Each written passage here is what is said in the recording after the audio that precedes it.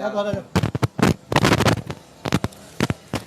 दोस्तों, अॼु असां एक्सपर्ट मीडिया जे पेज ते असां लाइव आहियूं ऐं हिन समाज में कहिड़ा माण्हू आहिनि जेके पाण खे तकलीफ़ूं ॾेई ऐं ॿियनि लाइ जीअंदा आहिनि। सो अॼु असां तव्हांखे जेको उहो शख़्स मिलाईंदासीं जेको कंबर शहदादकोट ज़िले तालके वारहं जे शहर जो रवासी आहे, समाजी वर्कर आहे न्याज़ हैदरी, जेको पाण खे तकलीफ़ूं ॾेई ॿियनि जी जेको आहे मदद थो करे। अचो त हुन सां ॻाल्हि ॿोल कयूं त हुनजो छा चवणु आहे। न्याज़ साहिबु अस्सलाम वालेकुम। वालेकुम सलाम। न्याज़ साहिबु, तव्हां जेको आहे सो समाजी जेको आहे सो कमु कयो था, सो तव्हांखे केतिरो अरसो थियो आहे इहो जेको आहे कमु कंदे? महिरबानी तव्हांजी भाऊ। ही कमु असांजो तक़रीबन जेको आहे सो अॼु खां 21 साल अवल असां 21 साल हिन कम जे अंदरि थी चुका आहिनि। मुख़्तलिफ़ प्रोजेक्ट ते कमु कयो आहे, छो जो ही वारहं शहर जेको आहे इहो पुठिते पियल इलाइक़ो आहे ऐं ही सिंध जो आख़िरी शहर आहे। हिन खां पोइ हिते को बि जेको आहे माना शहर जेको आहे न आहे। उन जे अंदरि पहिरीं तव्हांखे मां इहो ॿुधाईंदो हलां त हिते जेको कम जी शुरूआति कई त हिकु अमड़ आई जंहिंखे रत जी ज़रूरत हुई, जेको पंहिंजो नंढड़ो बचिड़ो खणी जेको आहे कच्छ में उनखे ए नेगेटिव ब्लड जी ज़रूरत हुई। उन जे करे आउं पंहिंजो दुकानु बंदि करे उन ॾींहुं खां पोइ इहो अज़म मां कयो त मां अॼु खां ॾींहुं ॿियनि जे लाइ जेको आहे ज़िंदगी जीअंदुमि, छो जो पंहिंजे लाइ त जानवर बि जीअंदो आहे, पंहिंजे लाइ हर को जीअंदो आहे। इन दुनिया में जेको आयो आहे सभु पंहिंजे लाइ जीअनि था, पर असांजे मौला अली सलाम जो फरमान आहे ज़िंदा माण्हू उहो आहे जेको ॿियनि जे लाइ ज़िंदगी गुज़ारे थो। या क़ुरान शरीफ़ जे अंदरि बि अहिड़ो ई थो अचे, अलाह उन्हनि खे दोस्त थो बणाए जेके ॿियनि जे लाइ चङाई कनि था। तो अहिड़े नमूने सां असांजो मुख़्तलिफ़ प्रोजेक्टनि ते कमु आहे। असांजो रत खां वठी बीमारियुनि ताईं काफ़ी अहिड़ा मरीज़ आहिनि जिन जो रिकॉर्ड मूं वटि मौजूदु आहे। अॼु खां एतिरे सालनि में जिन जे लाइ असां झोलियूं खणी शहर में रुपयो पिनी उन्हनि जा इलाज कया आहिनि। मां तव्हांखे इहो ई ॿुधाईंदो हलां त के अहिड़ा बि मरीज़ असां आया जिन सां को मालिक रहण वारो कोन हुयो। असां उन्हनि सां ॿियो को माण्हू रहाए करे उन्हनि जा ऑपरेशन करायासीं। उन खां पोइ यतीम नियाणियुनि जे जेको आहे ॾाज ऐं ॾावण जा जेको आहे बंदोबस्तु कयासीं। उहे उन्हनि जा ॾाज ॾावण जो मसइलो जेको बि यतीम नियाणी जो ॿुधंदा आहियूं उन्हनि जूं शादियूं करायूं आहिनि।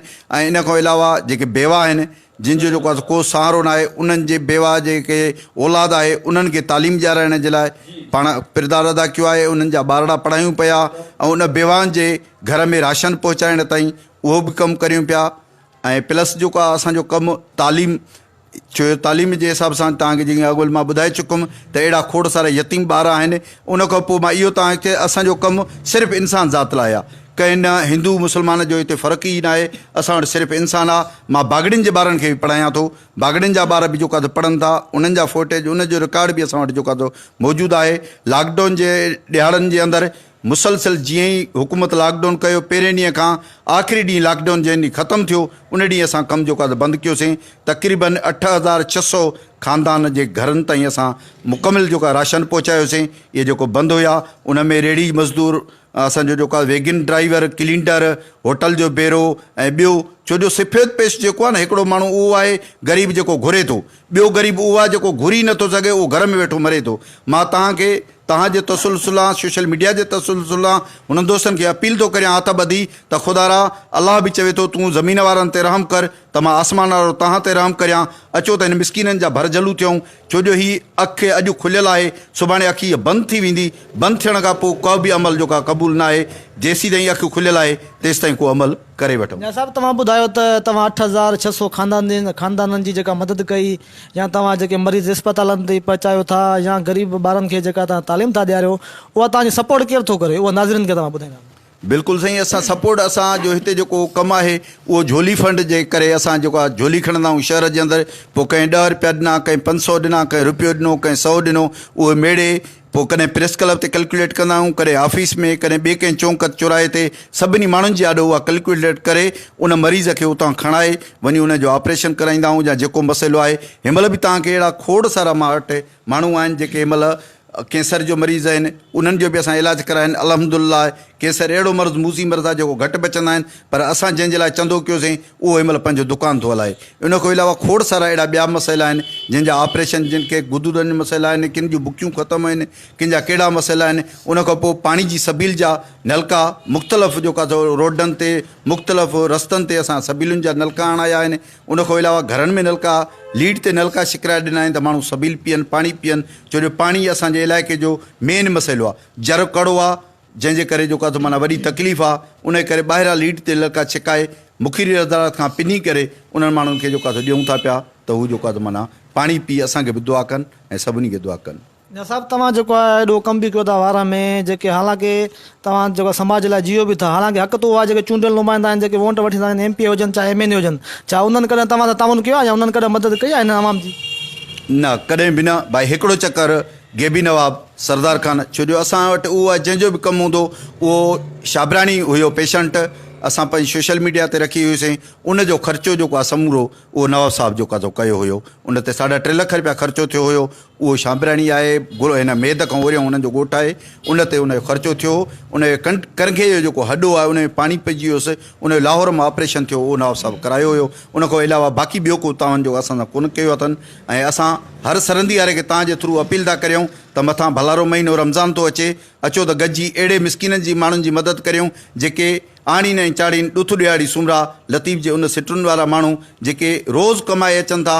500 रुपये में तव्हां ॿुधायो त घर कीअं हलंदो, ऐं 500 जेको कमाए थो तगारी ते उहो रोज़ो कीअं रखी सघंदो। अचो त उन्हनि खे रोज़ा रखायूं, अचो त उन्हनि खे रोज़ा खोलायूं, अहिड़ो जेको आहे हिकिड़ो सिलसिलो ठाहियूं। मां तव्हांजे थ्रू हथ ॿधी इहा बि अपील थो करियां जेके ॾिसनि था दोस्त उन्हनि खे बि त हिन आवाज़ खे बुलंद करियो, छो अॼु सोशल मीडिया जो दौरु आहे, उन जे हिसाब सां जेको आहे माण्हू अॻिते अचनि।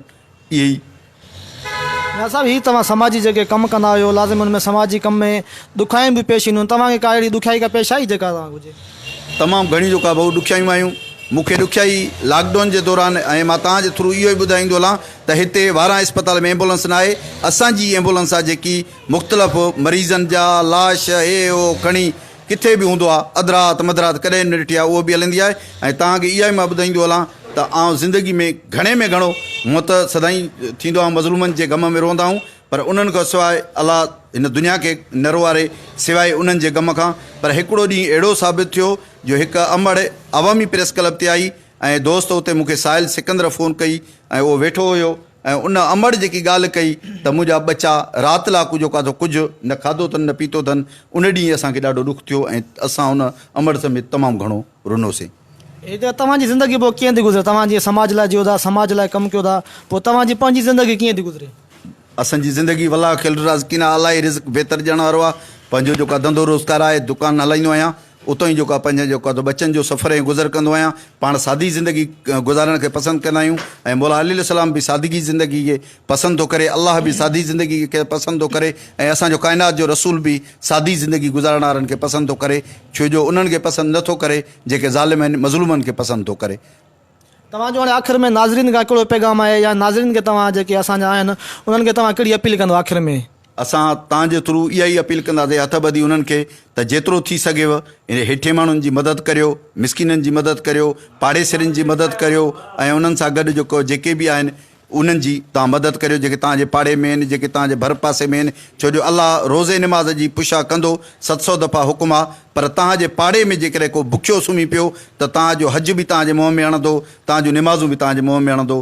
पहिरियों सुवालु थींदो पाड़े वारे जो त पाड़े वारे तव्हांजे जेको आहे ड्रव करे खाधो या न खाधो, ऐं तव्हांजा बच्चा खाई ड्रव करे सुम्हनि ऐं हुन जा बच्चा बुख ते हुजनि, अलाह तव्हांखे इहो कॾहिं बि माफ़ु न कंदो। मां तव्हांजे थ्रू उन सभिनी सरंदी वारनि खे अपील थो करियां त पहिरियों पंहिंजो पाड़ो आहे, पोइ असांजी तनज़ीम कमु करे थी, इन ई नवे सां तव्हां असांजी हेल्प करियो।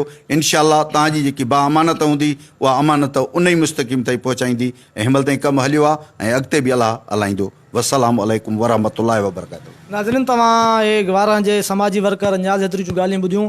उनजो चवणु आहे त असां जेको लॉकडाउन में काफ़ी ग़रीबनि बेपहुच मरीज़ हुजनि, तोड़े जेको आहे बेपहुच ग़रीब हुजनि या यतीम बेवा हुजनि, उन्हनि जे घरनि ताईं राशन पहुचायो आहे, या जेके हिते ग़रीब ॿार आहिनि उन्हनि जे तालीम जो ख़र्चु बर्दाश्त कयो आहे, या उनखां अलावा जेके इलाइक़े जा मरीज़ आहिनि ग़रीब आहिनि उन्हनि खे अस्पतालनि ते पहुचाए उन्हनि जा ख़र्च बर्दाश्त करे ऐं उन्हनि खे सिहतयाब करायो। हिन या सभिनी दोस्तनि खे सभिनी जेको आहे सिंधवासियुनि खे इहा गुज़ारिश कई आहे त मथां रमज़ान महीनो अचण वारो आहे त तव्हां ग़रीबनि मिसकिननि जी मदद कयो ऐं जेको आहे वधि खां वधि हिन समाजी वर्कर सां ताउन कयो त जीअं ही ग़रीबनि जे दरनि ताईं राशन पहुचाए सघे। छो त रमज़ान महीने में काफ़ी ग़रीब अहिड़ा बि हूंदा आहिनि जेके राशन न हुजण जे करे हू रोज़ा न रखी सघंदा आहिनि। सो तंहिं करे मथां रमज़ान महीनो अचण वारो आहे, हिन सां जेको वधि खां वधि ताउन कयो। तंहिं करे समाजी वर्कर न्याज़ हैदरी सां गॾु मुदसर खुआवड़ खे ॾींदा इजाज़त।